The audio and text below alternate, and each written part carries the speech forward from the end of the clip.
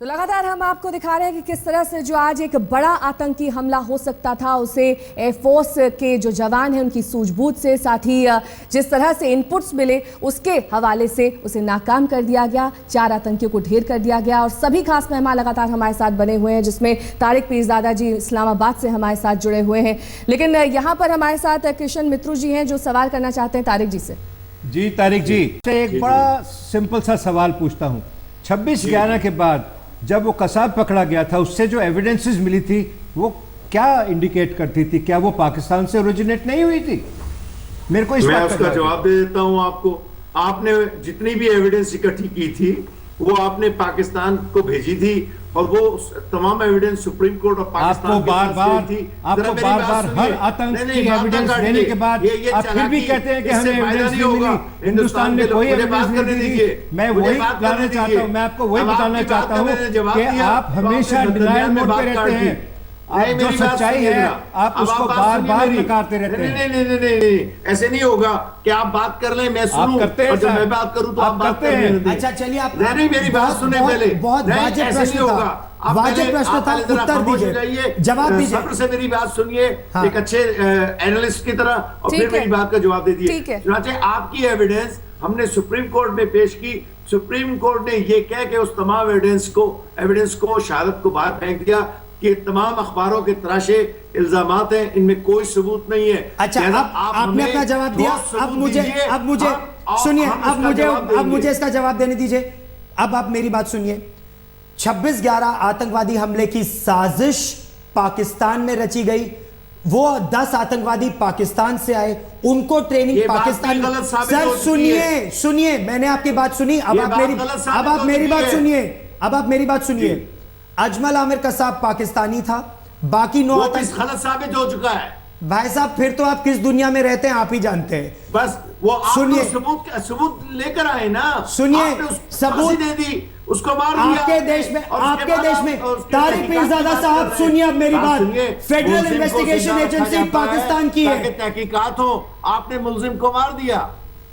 Federal investigation agency Pakistan की थी जिसने जांच की, जिसने लोगों को गिरफ्तार किया। जकीउर रहमान लकवी, जरार शाह समेत 8 लोगों को हिरासत में लिया। कोई स्पेन से गिरफ्तारी हुई है, स्पेन से गिरफ्तारी हुई क्योंकि आपके ऊपर उस समय अंतरराष्ट्रीय दबाव था। उस समय आपने जांच की। तारिक पीरजादा साहब, बंद हो जाती है। नहीं, आप जैसा जो आतंकवादी स्पॉन्सर करने वाला देश है वो सबूत के बावजूद कोई कार्रवाई नहीं करता। 26/11 सबसे बड़ा उदाहरण है। हमने आपको सब सबूत दिए। अच्छा सुनिए, कंट्री है हिंदुस्तान, इस इलाके में हम नहीं होने देना चाहता। अगर हिंदुस्तान अपनी पर उतर आए तो पाकिस्तान एक बार फिर टूट जाएगा। सुनिए, आप ये समझ जाइए, आप जाग जाइए। नेहा, समस्या ये है कि भारत ने सारे सबूत दिए पाकिस्तान को। भारत ने सबूत देने के बावजूद पाकिस्तान ने उस सबूत पे कार्रवाई नहीं की। ये पहली बात। दूसरी बात, नहीं, आप मेरी बात सुनिए। साजिश पाकिस्तान में हुई, जांच पाकिस्तान में होनी चाहिए और आपने वो जांच नहीं की। पाकिस्तान का नेशनल सिक्योरिटी एडवाइजर फौज से लिया हुआ है और उसके अजीत डोवाल से मुज़ाकरात हुए बैंकॉक में, जिसके बाद अजीत डोवाल मुतमईन हुए और फिर बात आगे चली और उसके बाद फिर आपने आतंकवादी हमला कर दिया।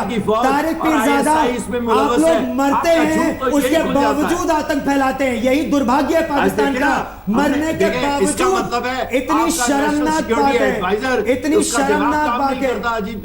अरे इस तरह की अनर्गल बातें मत कीजिए। ये दिखाता है आप कितने, आपकी शिक्षा किस तरह की है और आपके संस्कार किस तरह के हैं। ये तो बस यही बात दर्शाता है कि आप फैक्ट्स पे बात नहीं कर सकते, आप फैक्ट्स पे बात नहीं कर सकते, इसीलिए आप इस तरह की बातें करते हैं। नहीं, general Malhotra, it is very clear. General Malhotra, Pakistan के पास फैक्ट्स नहीं है, इसीलिए पाकिस्तान जाहिलों की तरह बात करता है। तारिक साहब, अगर आप बार बार हर एक बात को डिनाइल ही करते रहेंगे, मेरा तो उससे what I can tell you is Pakistan के पास फैक्ट्स सब कुछ है, लेकिन नियत खराब। फैक्ट्स का मालूम है पाकिस्तान की बेसिकली नियत खराब। जैसे आला अफसर आप उसको इग्नोरेंट ऑफिसर्स को एक-एक करके आजम मल्होत्रा जी कुछ कह रहे हैं। पाकिस्तान की नीयत खराब है और पाकिस्तान की नीयत तारिक पीरजादा जैसे लोगों के साथ साफ नजर आती है। मनसूख किए 2 दफा, उन 2014 के अंदर उसे क्या कहते हैं, 2014 के अंदर आपने सेक्रेटरी लेवल आप you are a state sponsor, आप मान जाइए आप एक स्टेट स्पॉन्सर ऑफ टेरर हैं, आप आतंक से मर रहे हैं फिर भी आतंक फैला रहे हैं, ये दुर्भाग्य है पाकिस्तान का।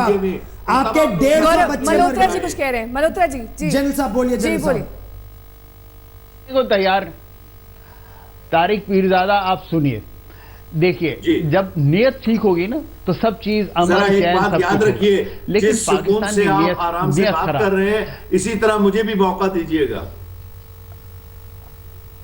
देखिए आप अगर सुनेंगे तो आपको मौका मिलेगा, लेकिन आपके पास एक स्क्रिप्ट है, वो स्क्रिप्ट ये है, मेरे पास कोई स्क्रिप्ट नहीं है, पाकिस्तान के पास कोई सबूत नहीं है, तज्जिए का स्क्रिप्ट है और मैं उसके मुताबिक बात करता हूं। अगर एनालिसिस देखिए, अगर एनालिसिस करते हैं ना तो शुरू ये करते हैं कि एक देश जहां की फौज जब मर्जी तख्ता पलट दे, एक देश जहां पे बात हो रही हो अमन चैन की और कारगिल के अंदर एक लड़ाई शुरू कर दे, वो एनालिसिस करेगा। अरे क्या बात कर रहे हैं आप, कोई एनालिसिस नहीं कर सकता वो देश सिर्फ बोल सकता। आपको तो ये भी मालूम नहीं कि आप किस किस्म की जमहूरियत है, ऐसी जमहूरियत जहाँ वो ऐसी जमहूरियत जहाँ जब मर्जी अपने राष्ट्रपति को अपने प्रधानमंत्री को उठा के बिल्कुल सही, ये कोई बिल्कुल सही कह रहे हैं जनरल साहब, ऐसी जमहूरियत नहीं है, जमहूरियत किसे कहते हैं। और प्रॉब्लम यही है कि जब भी हम बात करने की कोशिश करते हैं, आप जैसे आदमी उसके वॉल्यूम को इतना ज्यादा बढ़ा देते हैं, उस तकरार को इतनी ज्यादा बढ़ा देते हैं कि बात आगे हो ही नहीं सकती। यही एक प्रॉब्लम है, आप जैसे लोग ही माइनॉरिटी बार बार मुद्दे को भटकाने की कोशिश कर रहे हैं। मुद्दा इस समय है पाकिस्तान स्पॉन्सर्ड टेरर, पूरा रीजन। पीरजादा जी हम आतंकवाद पर ही चर्चा करें तो सही रहेगा, आतंकवाद पर हम बात कर रहे हैं।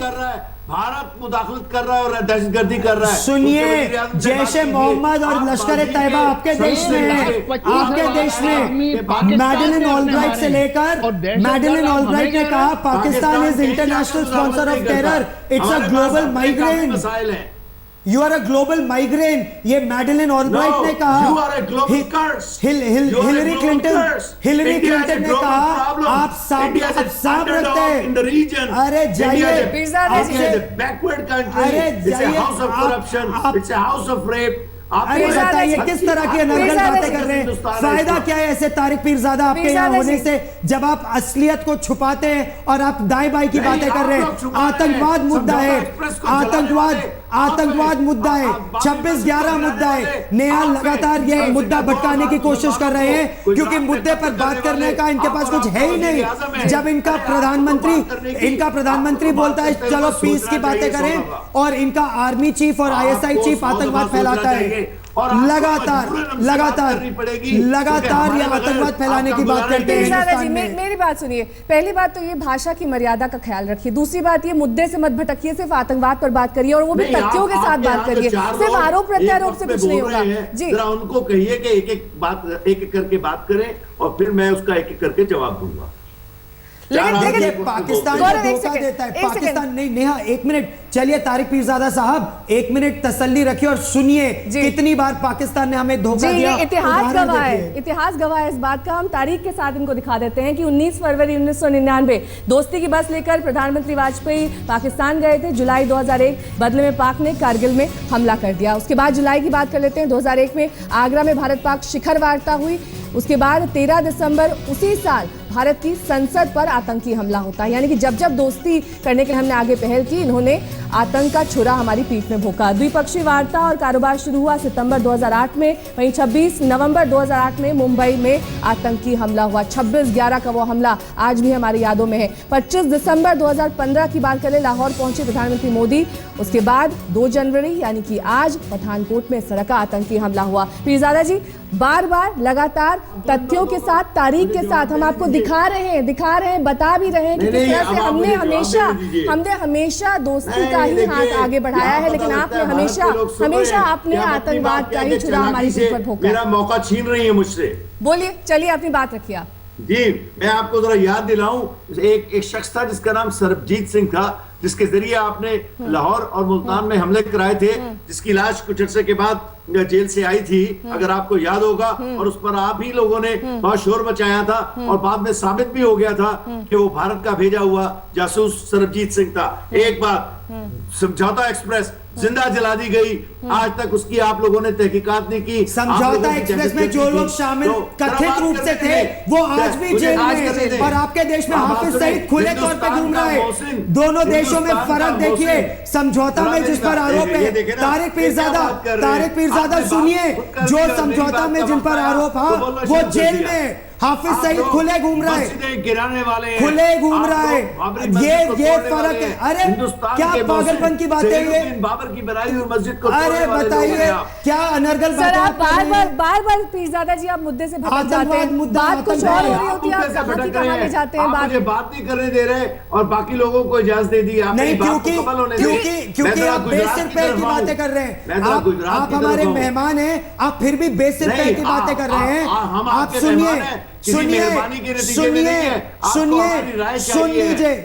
लीजिए मेरी बात, सुन लीजिए। समझौता जिस पर आरोप है वो जेल में, समझौता जिस पर आरोप है वो जेल में है।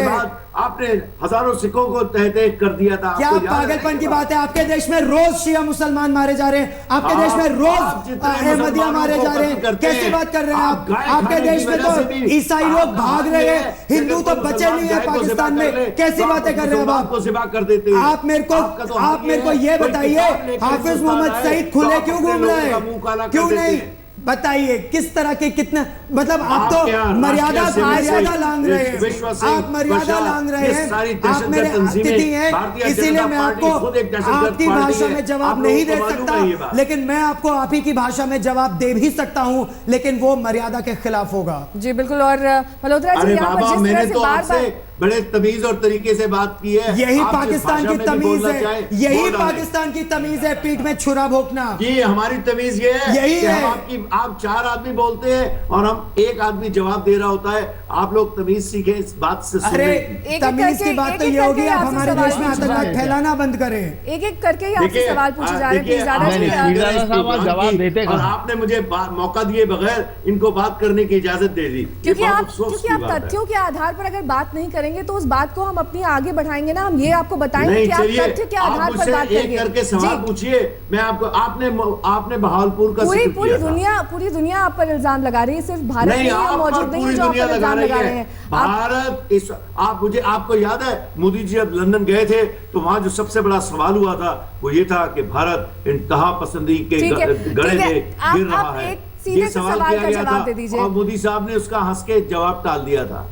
आप सीधे से एक सवाल का जवाब दे दीजिए। जब नवाज शरीफ और मोदी ने हाथ मिलाए उसके बाद हाफिज सईद का वो बयान आपने सुना होगा। हाफिज सईद वही शख्स है, वही आतंकी मुझे बयान बताएं क्या है, मुझे हाफिज सईद का बयान। हाफिज सईद ने कहा कि ये दोस्ती ठीक नहीं है। क्यों नवाज शरीफ ने हाथ मिलाए प्रधानमंत्री मोदी से? इस तरह से उन्हें पहल नहीं करनी चाहिए थी, भारत से उन्हें दोस्ताना रिश्ते नहीं करने चाहिए। तमाम बातें हाफिज सईद ने कही। और मैं आपको जवाब दूं इस बात का। इस सवाल का भी जवाब दीजिए कि हाफिज सईद पर $10 मिलियन की बाउंटी क्यों रखी अमेरिका ने, अगर वो आतंकवादी नहीं है?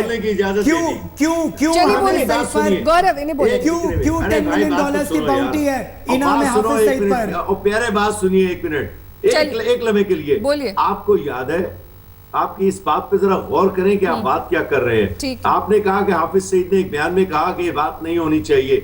मैं इंडिया के चैनल्स पर दर्जनों प्रोग्राम मैं उन दिनों पिछले दिनों से कर रहा हूं, सालों से कर रहा हूं। आपकी कांग्रेस ने आप पर जितना बड़ा हमला किया है, राष्ट्रीय सेवक संघ ने हमला किया। आप मेरे सवाल का जवाब दीजिए। क्यों हाफिज सईद पर $10 मिलियन की बाउंटी है? क्यों उस पर इनाम रखा अमेरिका ने?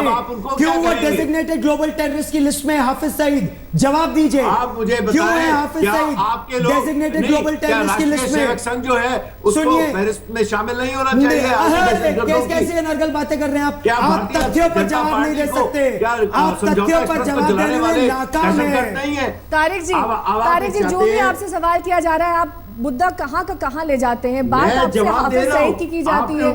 आपने उनको मौका देकर मुझे मौका नहीं दे रही हैं। मैंने आपसे ये कहा था नहीं आपने सवाल का जवाब नहीं दिया। सवाल ये है कि हाफिज मोहम्मद सईद पर $10 मिलियन का इनाम क्यों है? क्यों वो डेजिग्नेटेड ग्लोबल टेररिस्ट है? क्यों Dawood Ibrahim designated global terrorist है? क्यों बताइए। लेकिन सारे आतंकवादी पाकिस्तान में क्यों हैं? पाकिस्तान में क्यों है आतंकवादी? जवाब दीजिए। आपके पास जवाब नहीं है, आपके पास जवाब नहीं है। किया, मैं आपकी किस बात का जवाब दूं? तो बड़ा सवाल ये कि क्या वाकई पाकिस्तान से दोस्ती का हाथ आगे बढ़ाना चाहिए, क्योंकि हर बार जब भी हमने दोस्ती की पहल की है पाकिस्तान ने आतंक का छुरा हमारी पीठ पर भोंका है, और एक बार फिर से यही देखने को मिला है इस तरह का जो आज आतंकी हमला हुआ है। 3 खास मेहमान लगातार हमारे साथ बने हुए हैं, तारिक पीरजादा साहब, आर.के. मल्होत्रा साहब और साथ ही कृष्ण मित्रू जी, और साथ ही मेरे वरिष्ठ सहयोगी गौरव सावंत भी हैं। लेकिन पीरजादा जी, आप बार बार उस सवाल को टाल रहे हैं जिसमें आपसे ये पूछा जा रहा है कि आज भी जो आतंकी घटना हुई है वो पाकिस्तान से स्पॉन्सर्ड टेररिज्म है, क्योंकि पाकिस्तान के ही वो आतंकी थे। ये आगे जो कॉन्वर्सेशन उनकी हैंडलर से हुई है उसमें साबित हो जाएगा। पाकिस्तान से कोई दहशतगर्द और नहीं पिछले भी कई उदाहरण दिए हमने आपको, पिछले भी कई उदाहरण दिए, कई किया है। ये आपके इलाके के लोग हैं, ये मकबूजा कश्मीर से आए हुए लोग हो सकते हैं, मणिपुर से आए हुए लोग हो सकते हैं, आप शायद हैंडलर का मतलब ही नहीं समझते। क्योंकि आपने लोगों की जिंदगी, अकलियतों की जिंदगी, मिनॉरिटीज की जिंदगी भारत में हराम बना रखी है। देश इस वक्त आतंकवाद से जूझ रहा है, आप ये बात क्यों नहीं मान रहे? अरे आप तो कह रही हैं कि भारत डूब रहा है। भारत में तो आप भेज रहे हैं, भारत में तो आप भेज रहे हैं ये तमाम आतंकी। भारत जब भी पहल करता है दोस्ती की, आप जो डॉसियर्स की बात कर रहे हैं, किसी ने उसको, किसी ने वो डॉसियर पढ़ना भी नहीं चाहा। अमेरिका ने तो डॉसियर डिसमिस कर दिया, और जो इनके राष्ट्रीय सुरक्षा सलाहकार थे इतने कमजोर पड़े सरताज अजीज साहब कि उनको हटा दिया गया और जनरल जंजुआ को लाया गया। तो आप अपने डॉसियर्स की बात ना करें, आपके डॉसियर्स बेकार थे, उसमें कोई तथ्य नहीं थे, उसमें कोई तथ्य नहीं थे। समस्या इस समय यह है कि भारत पाकिस्तान स्पॉन्सर्ड टेरर से कैसे डील करे। और जनरल मल्होत्रा चाहे पाकिस्तान से बात करना प्रधानमंत्री मोदी की मजबूरी हो, लेकिन पाकिस्तान से जो आतंकवाद आ रहा है उसका मुंहतोड़ जवाब देने के लिए भी भारत को तैयार रहना पड़ेगा। जनरल मल्होत्रा, वो लड़ाई अभी तक जारी है, आपके पास मालूमात सुनिए। जनरल मल्होत्रा, जिसकी बुनियाद पे पीरजादा साहब आप मेरी बात सुनेंगे? पीरजादा साहब आप मेरी बात सुनेंगे? मजीद भी सुनूंगा।